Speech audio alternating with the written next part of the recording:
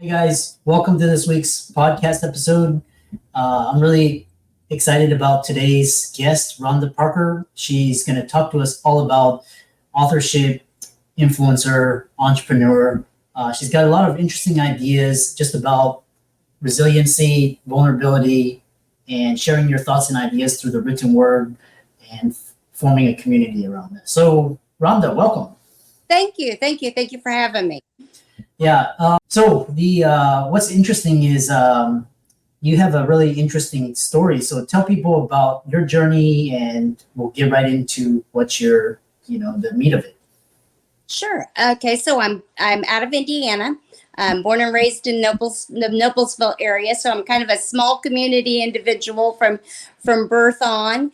Really, when you look at my bio, you would think, this person must have always had an easy pathway through academic business. And actually, it was kind of quite the opposite. I have definitely the Midwest mentality of hard work and grit. And I think sometimes we forget about that. I wasn't academically strong when I was younger, even though I have a doctorate now. And I struggled with different concepts that were being taught at the younger elementary, high school years. So, I had to take a kind of a different path. I had to start through the junior college, then go on and get my bachelor's, master's, and doctorate. But what I found in that journey was that when you don't fit the mold of someone that's supposed to be successful, you learn different ways to navigate the world. My father used to always say, quit comparing yourself. When you compare yourself, you are robbing yourself of your own purpose. And I never really got that until my older years. I don't know if you've ever experienced something like that, but when you compare yourself, it just seems like you, in a way, forget what your path's supposed to be. And then so after I went through the academic journey part of it, I was like, I need to find also my purpose, because I loved helping others. But sometimes when we're helping others, we miss also nurturing ourselves. So I started to write, and you mentioned the authorship, Crossroads, which is a fiction novel. And you're going to say, why would a business student want to write a fiction novel? And what I found in that process was I was developing myself. I was becoming a life learner. I did academic journals, and my most famous one would be on emotional intelligence.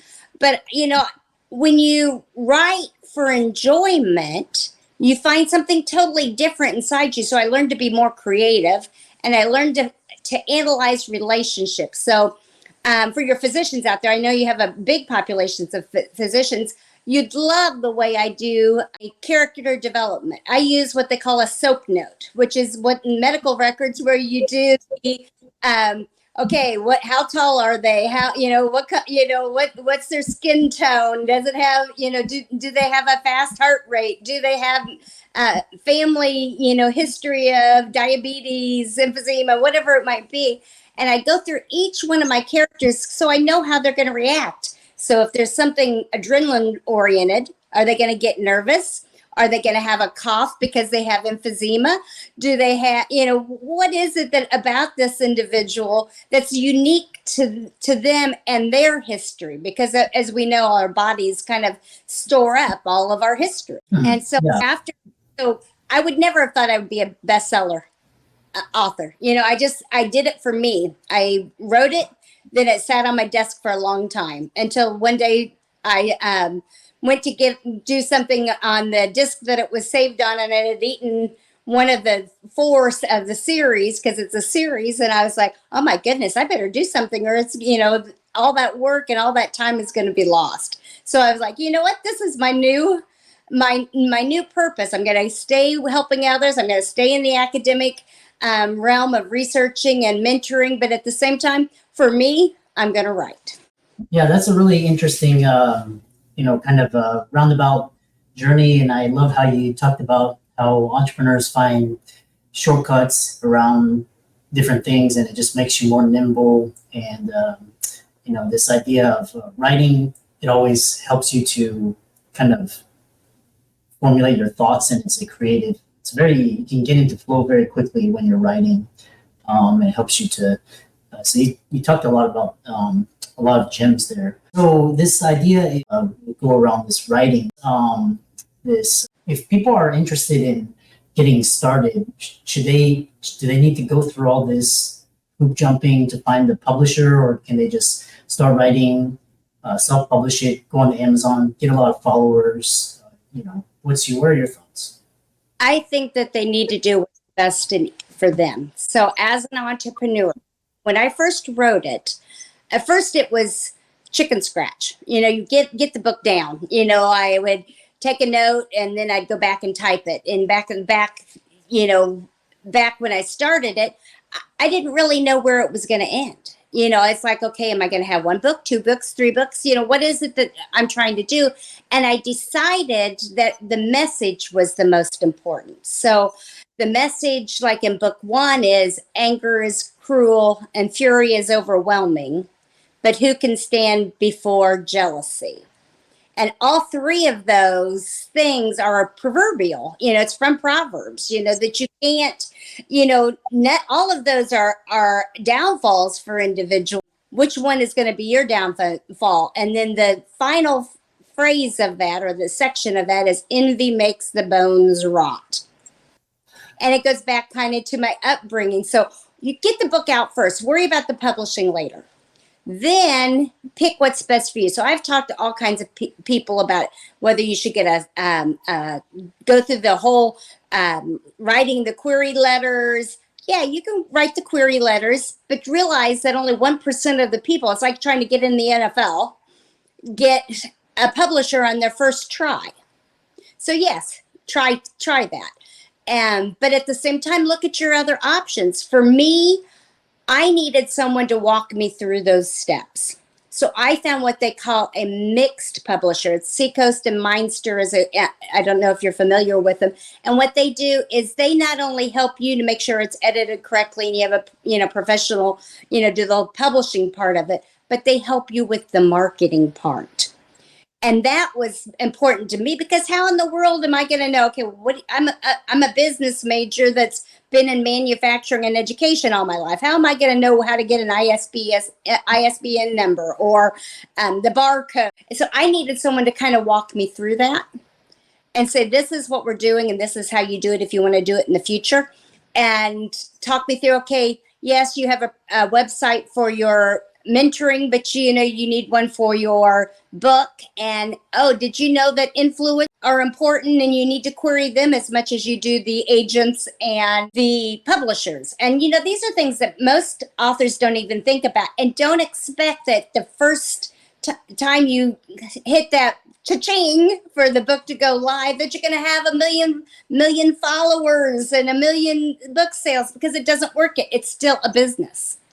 And I think that that's where authors kind of forget that it's a business. So guess what? After it's written, you have to contact bookstores. You have to, shake hands, go to networking events. You got to do all the same things you do for any other business, or it's not going to be successful. So pick. Now you're laughing. Why are you laughing? I find your energy very infectious, and your just excitement. And how do you find the joy in this crazy world? Because everywhere you look, it's like, one thing I was looking at is the birth rate. Nobody wants to have kids, and our world is going to shit, for lack of a better term. And there's so much corruption and climate change, and it's like,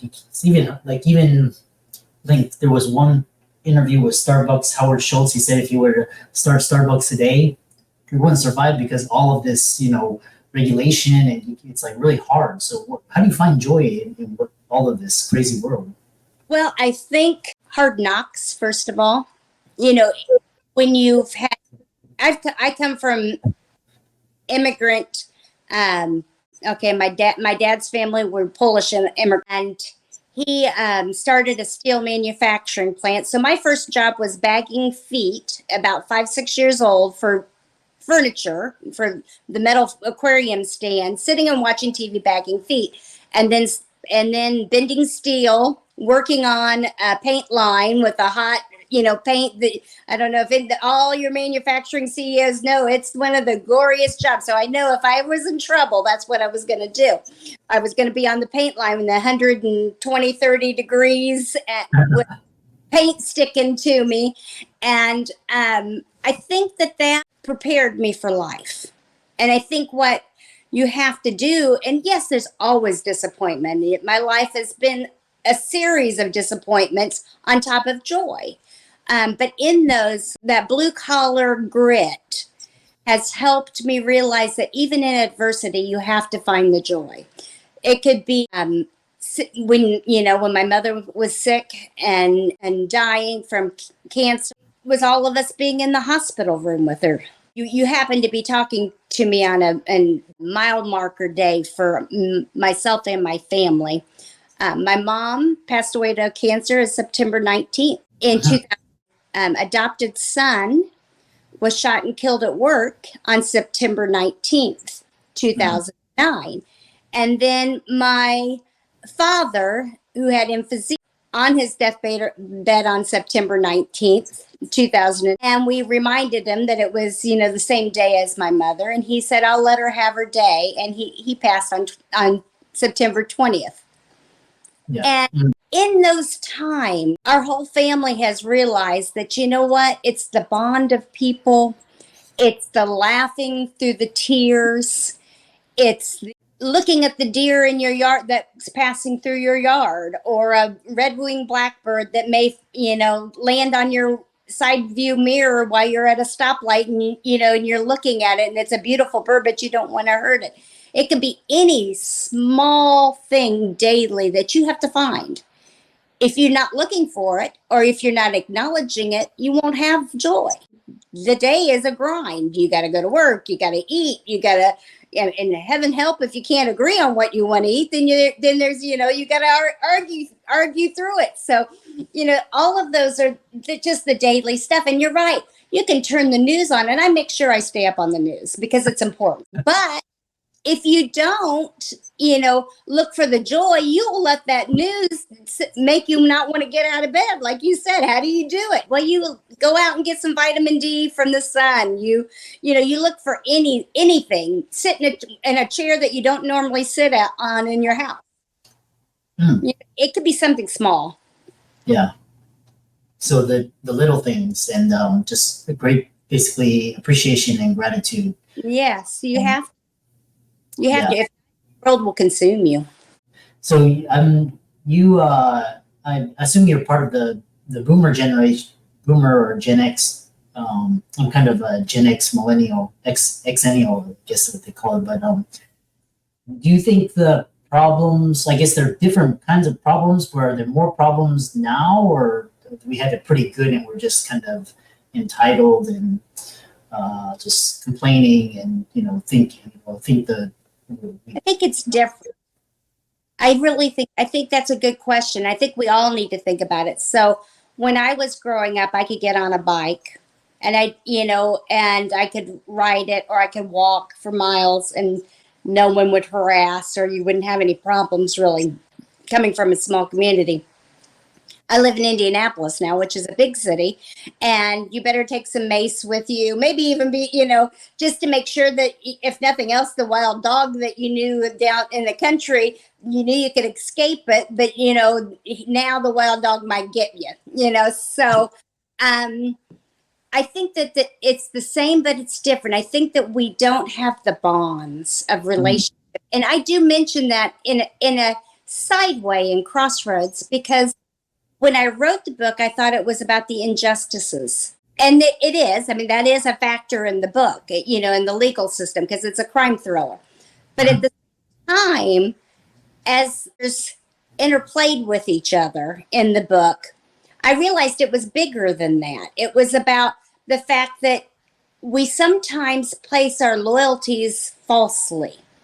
And you might say, well, what do you mean by falsely? Well, it might be that we place it on work. Well, I've been working, like I said, since I was 6 years old, in different magnitudes, obviously. And I thought that work wasn't it's a main part of my character.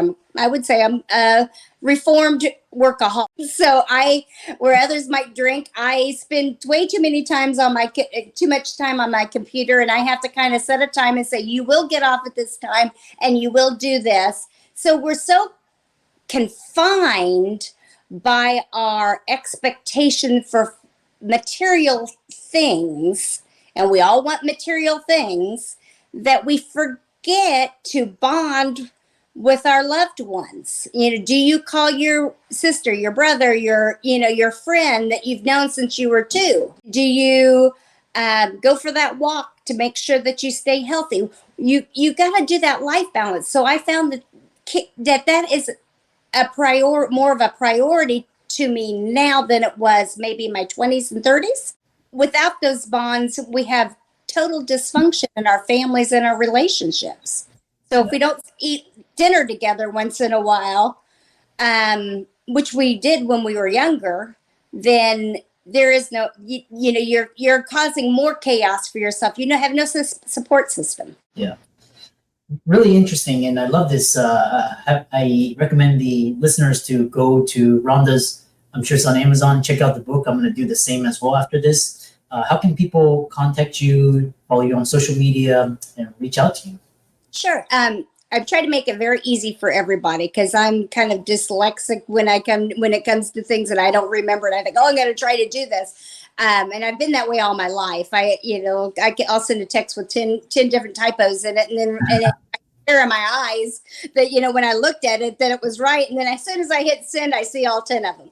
So it's RhondaParkerTaylor.com, and Rhonda's with an H, RHONDA, Parker, PAR, and TaylorTO.com. And that's on everything. All the social medias, everything's Rhonda Parker Taylor. Please shoot me an email if you have any questions on how I've written the book. I'd be glad to mentor you through some of that. Also, when you go there, look at some of the things that maybe some of the suggestions and stuff that the book brings to you, because there'll be a second book coming out, which is a life balance self-help book. So if you read the book and you find out, hey, I'm out of balance, I'm not getting the joy, then the life balance book is set to come out in November. And it basically takes you through the steps that I've taken, or I've taken my classes through. And I have to do it all the time. I do it every 5 years. I go back through it because, I change, the world changes. And sometimes what I think I was getting joy in, maybe I've overexhausted it, like the TV set. During the pandemic, we watched so much TV that it's time to do other things. So you have to integrate what brings you happiness. Awesome. And for all the listeners out there, let's thank Rhonda for coming on, and definitely check out her books, and whether to go to self-publishing or the traditional route. The beauties of being an entrepreneur, always finding ways around these different hoops, the problems with the world today. But like I said, gratitude and just appreciation in the moment and all of Rhonda's links will be in the link in the show notes. And with that, thanks so much for coming on to the podcast. Thank you. Have a good day, everybody. Find your joy.